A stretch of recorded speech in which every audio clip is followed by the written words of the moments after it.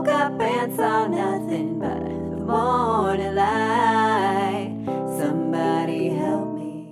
My favorite quote that I've ever heard about music was actually from Tom Petty in an interview, and he once said that making music and recording music was like trying to catch lightning in a bottle. Music can provide you with a single unique moment that you'll never be able to get back again, but you'll always try and look for that next moment that music has to offer you.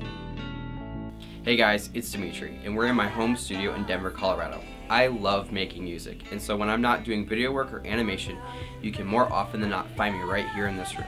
So today, we're going to take a behind-the-scenes look at my music making process.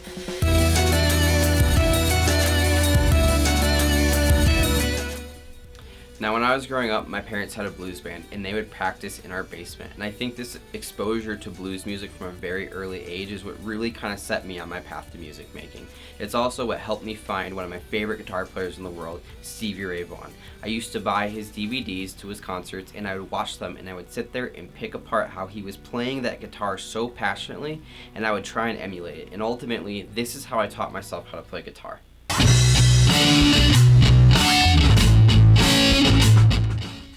I put together a group of my middle school friends, and we practiced in that same basement that my parents used to practice in. We used all their old equipment from PA systems to amps, and we started making music. And it was rock music, and it was punk music. It was fast, aggressive, cathartic, and fun.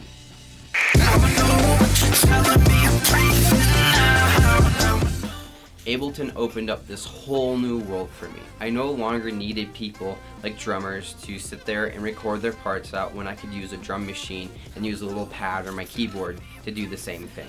It also meant that I could plug in a variety of new instruments that I never had before, like analog synthesizers, to try and get the job done. And because of that, the new technology, my sound inherently had changed.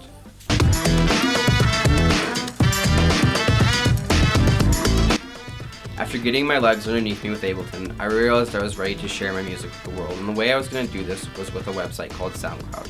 So I started releasing music under the name Meech. I decided to work up the courage to actually make a demo and send it out to a record label.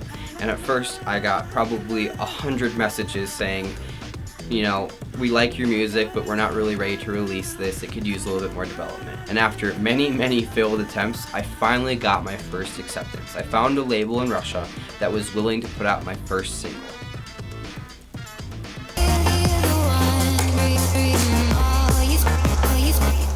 After a couple record label releases later with Meech, I decided that the music that I was making on that page was no longer relevant to me, and I wasn't connecting with it in the same way that I had when I first made the page.